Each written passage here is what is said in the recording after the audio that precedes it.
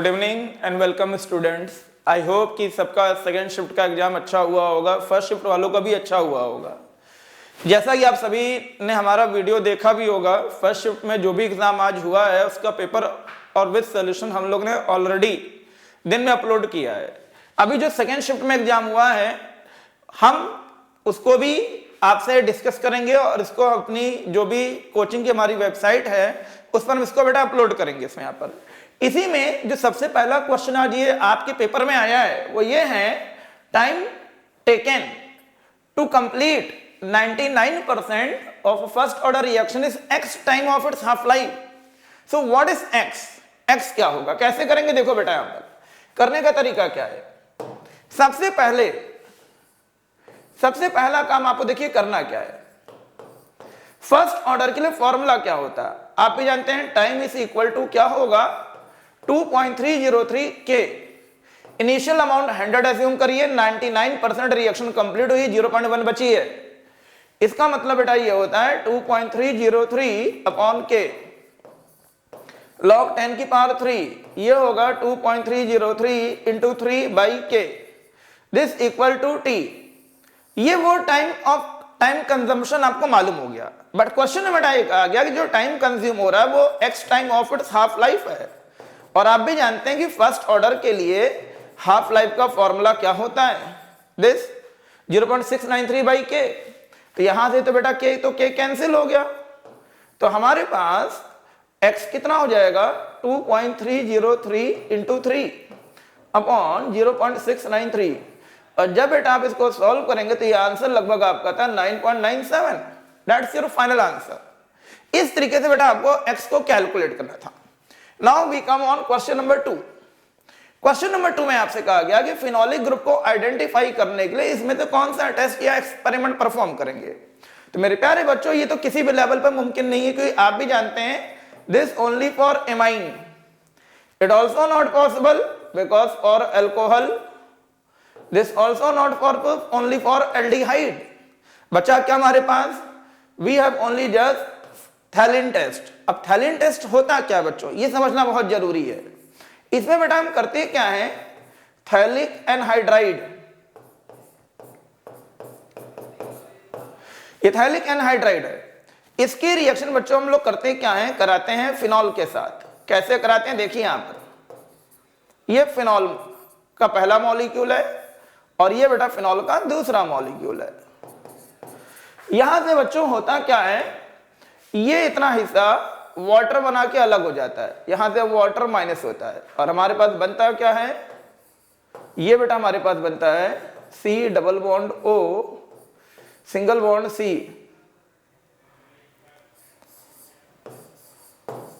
This, इसे बेटा हम कहते हैं फिनोप्थलीन, दिस इज फिनोप्थलीन। और आप भी जानते हैं फिनोप्थलीन एक इंडिकेटर होता है जो अलग अलग मीडियम में अलग अलग कलर शो करता है, इसी को बेटा हम कहते हैं क्या है, थैलिन टेस्ट कहते हैं। नेक्स्ट क्वेश्चन नंबर 3 पर आते हैं। आई होप सबको समझ में आ रहा होगा और आपने यही आंसर टिक भी किया होगा, यही ऑप्शन। क्वेश्चन नंबर 3 पर आते हैं बच्चों। क्वेश्चन नंबर 3 क्या है, इसमें से कौन ऑक्सीडाइजिंग एजेंट नहीं है। तो मेरे प्यारे बच्चों ऑक्सीडाइजिंग एजेंट होते क्या, पहले आपको यह मालूम होना चाहिए, जो इलेक्ट्रॉन गेन करते हो। अब अगर इलेक्ट्रॉन वो गेन करेंगे तो उनमें एक संभावना होगी कि ऑक्सीडेशन नंबर डिक्रीज होनी चाहिए, ऑक्सीडेशन नंबर डिक्रीज होनी चाहिए। ठीक है, अगर हम इन चारों एग्जांपल को गौर से देखिए बच्चों, यहां पर MnO4-1 की बात करते हैं, यहां मैग्नीज की ऑक्सीडेशन नंबर +7 है, जबकि SO4 की बेटा बात करते हैं, यहां सल्फर की ऑक्सीडेशन नंबर +6 है। BrO3-1 की बेटा बात करते हैं, यहां ब्रोमीन की ऑक्सीडेशन नंबर +5 है।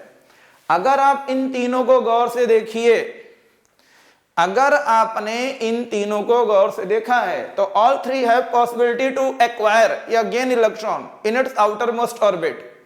अगर इन तीनों में इलेक्ट्रॉन गेन करने की पॉसिबिलिटी जो कि है +7 का मतलब ये मैक्सिमम 7 इलेक्ट्रॉन गेन कर सकता है, +6 का मतलब ये मैक्सिमम 6 इलेक्ट्रॉन गेन कर सकता है, +5 का मतलब बेटा ये मैक्सिमम 5 इलेक्ट्रॉन गेन कर सकता है। मतलब all three are oxidising agent, oxidising agent. But अगर हम बात करते हैं मेरे प्यारे बच्चों N3- के बारे में, जहां पर आप भी जानते हैं शेल भी कंप्लीट है, सबशेल भी कंप्लीट है, ऑर्बिटल भी कंप्लीट है, मतलब ये और अधिक इलेक्ट्रॉन गेन नहीं कर सकता है। और अगर बेटा ये इलेक्ट्रॉन नहीं गेन करेगा, इसका मतलब ये ऑक्सीडाइजिंग एजेंट नहीं है। तो मैं आप सभी से उम्मीद करता हूं कि सभी ने ऑप्शन 3 को टिक किया होगा, N3- ऑक्सीडाइजिंग एजेंट नहीं है। नेक्स्ट क्वेश्चन नंबर 4 पे आते बच्चों। कहते हैं find the hydrogen electrode reduction potential at pH 3 के लिए। तो कैसे करेंगे? देखिए हाइड्रोजन इलेक्ट्रोड है तो पहले तो बेटा सेल रिएक्शन आपको मालूम होनी चाहिए। सेल रिएक्शन क्या होगी? सेल रिएक्शन बेटा होगी 2H plus 2 electron gives away H2। इसका जो प्रेशर होगा पार्शियल वो 1 एटमॉस्फेयर का होगा। इस पे बात बेटा अप्लाई करते हैं नर्स इक्वेशन। क्या होती है? E cell is equal to E not cell minus 0.059/2 log partial pressure of hydrogen upon concentration of hydrogen ion. ये बेटा हो जाएगा, दिस इज द फॉर्मूला। अब आगे देखिए, आपको हाइड्रोजन का, क्योंकि हाइड्रोजन इलेक्ट्रोड है तो दो चीजें आपको मालूम होनी चाहिए। यहां पर जो प्रेशर होता है बेटा पार्शियल प्रेशर ऑफ हाइड्रोजन, ये तो 1 एटमॉस्फेयर होगा, और इनका जो बेटा स्टैंडर्ड हाइड्रोजन इलेक्ट्रोड है वो तो 0.0 वोल्ट का होता है। तो यहां से ई सेल क्या हो जाएगा बच्चों? ये हो जाएगा, ये तो 0 हो गया, माइनस 0.059/2 लॉग pH, ये तो 1 हो गया, H प्लस का होल ऑफ स्क्वायर। अब क्वेश्चन बताइए कि H प्लस कैसे फाइंड करें। तो देखो यहां पर pH इज इक्वल टू 3 होता है, आप भी जानते हैं H प्लस क्या होगा, ये होगा 10 की पावर माइनस pH मतलब 10 की पावर -3।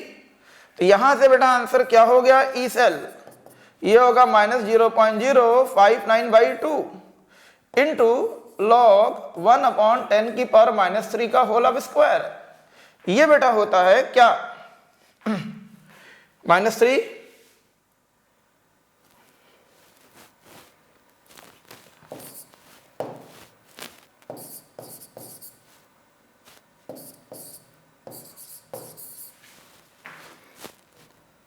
6, ये बेटा होगा +6 आपके पास आंसर, ये हो जाएगा हमारे पास यहां पर। और आप भी जानते हैं ये 6 क्या होगा बेटा, यहां पर आगे आ जाएगा log 10 की पावर -6 है, ऊपर आ गया +6 हो गया यहां पर हमारे पास। और ये हमारे पास क्या होगा यहां पर? ई सेल माइनस 0.059/2 इंटू 6, ये बेटा इसका आंसर है। ये है बेटा क्वेश्चन करने का तरीका, इस हिसाब से ये क्वेश्चन बेटा हमारा होगा इसमें। एंड लास्ट में बेटा हम आते हैं क्वेश्चन नंबर 4।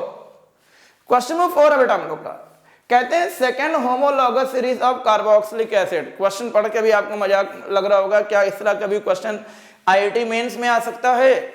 ये तो बेटा क्लास 10th लेवल का क्वेश्चन है। आप सभी जानते हैं कार्बोक्सिलिक एसिड की जब हम बेटा बात करते हैं, कार्बोक्सिलिक एसिड का जनरल फॉर्मूला होता है CnH2n+1 COOH, जहां पर n बिगेन फ्रॉम 0 1 2 3 ऑनवर्ड्स। अब इन्होंने कहा है सेकंड होमोलॉग चाहिए, तो सेकंड के लिए क्या होगा? n की वैल्यू तो 1 पुट करनी पड़ेगी हमें, और जैसे बेटा आप n की वैल्यू 1 पुट करोगे then formula will be CH3COOH। Their answer will be this. Question number 2, I hope सबने यही टिक किया होगा। आखिरी क्वेश्चन बेटा आते हैं, कहते हैं quantity which changes with temperature. इसमें तो इन चारों में एक चीज कॉमन है, इट्स ऑल क्या है? कंसेंट्रेशन है ऑफ सोल्यूशन है। ये सभी की सभी क्या है? सोल्यूशन की कंसेंट्रेशन है। और आप भी जानते हैं कंसेंट्रेशन, जब हम सोल्यूशन की बात करते हैं तो ये 3 चीजों पर डिपेंड करती है, मास, वॉल्यूम एंड मोल, 3 चीजें।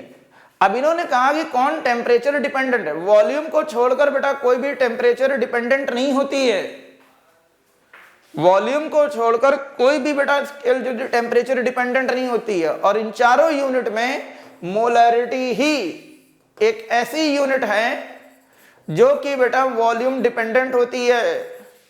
और अगर वो मोलैरिटी वॉल्यूम डिपेंडेंट है, इसका मतलब ये टेम्परेचर डिपेंडेंट भी है। तो आई होप कि मेरे प्यारे बच्चों, हर बच्चे ने जो है मोलैरिटी को ही टिक करके आया होगा।